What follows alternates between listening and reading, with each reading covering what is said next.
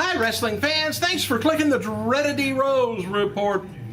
Hall of Famer, believe it or not, Jerry the King Lawler is going to be facing Colt Cabana under his Mac Classic gimmick for Pro Wrestling Experience promotion in York, South Carolina this Saturday.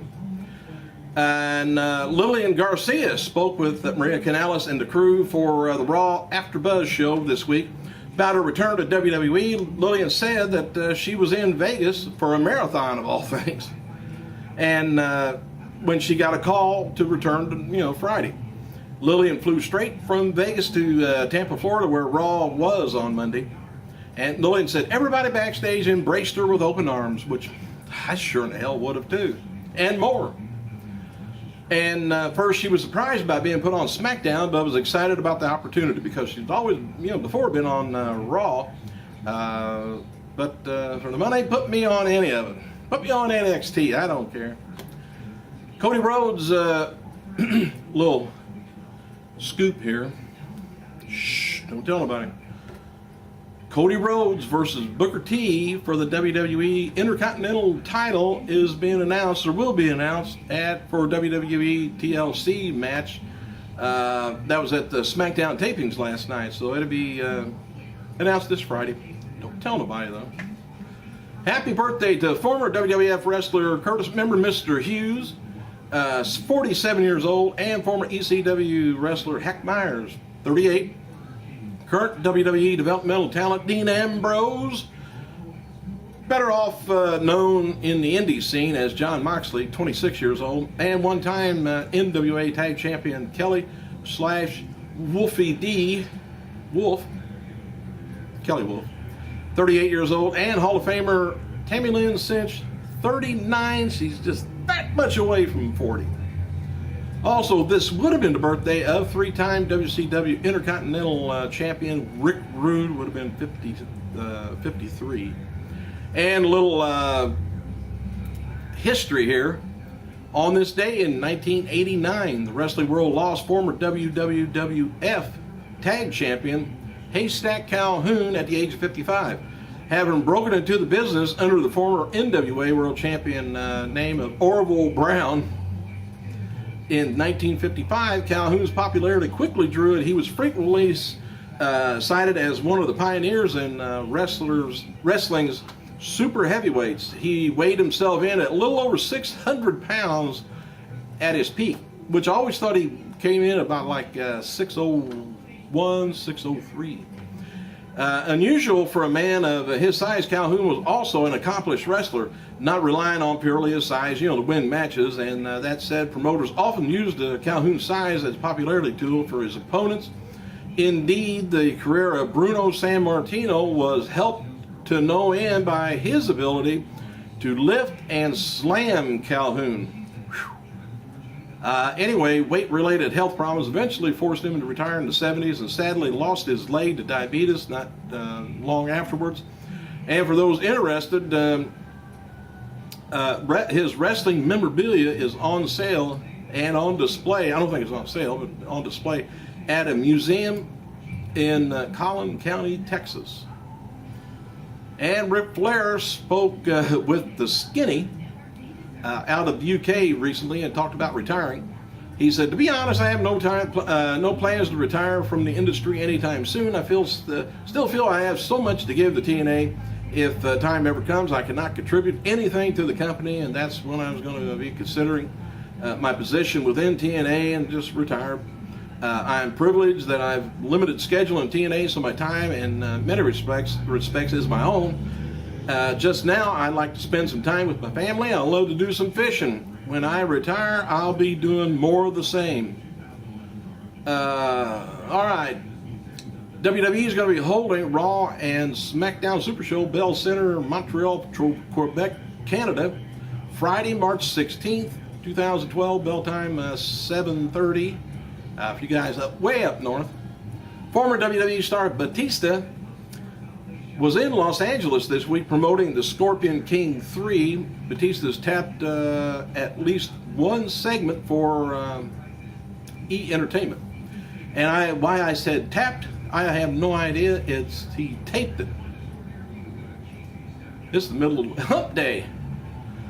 Steve Austin and Chris Jericho is going to be participating in the first ever rock and roll roast for Zakk Wylde. The event takes place January 19th, 2012 at Grove in Anaheim, California. This is a little deal with Bill Goldberg and Gillberg. So if Bill Goldberg ever tried to get me, ever tried to get in contact with him while I was doing the Gillberg gimmick in WWE, he's also speaking about when he did do a segment with The Rock and Goldberg in an episode of Raw in 2003 segment called Rock Concert 2. Bill Goldberg hates my guts, he said. He wanted to kill me. I remember that night. I did meet him, and the night we did the Rock concert, I was actually dancing all around the ring and all, and they just wanted me to get out there and tap my foot. So I had to explain to Mr. McMahon about what I wanted to do, and he started laughing his ass off, and he says, go for it. So anyway, he said Goldberg don't like it. And on his wrestling school, Gillberg Pro Wrestling Academy, yes, there is one. What makes wrestling school so successful is that it branched off into multi locations. And what made his decision to branch out the wrestling school, he said, we have yet to advertise, and we're packed in here. So we're loaded with students.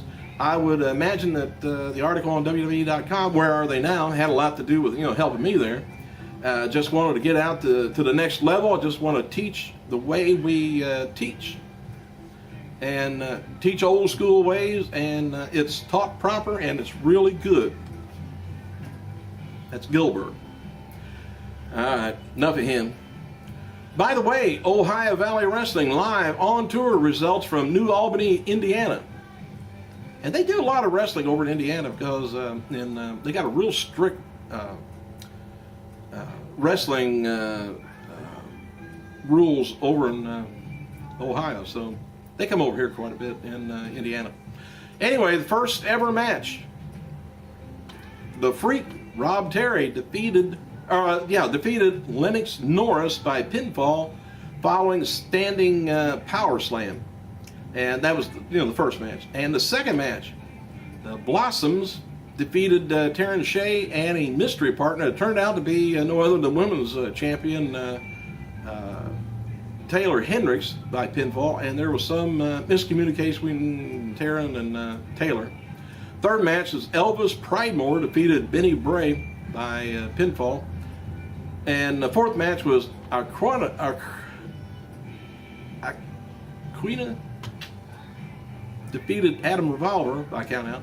And the fifth match was Jack Hammer and Mike Goldsberry defeated Ricky My God Chevy, defeated Jesse Morris and Joshua Kane by pinfall. Sixth match, SK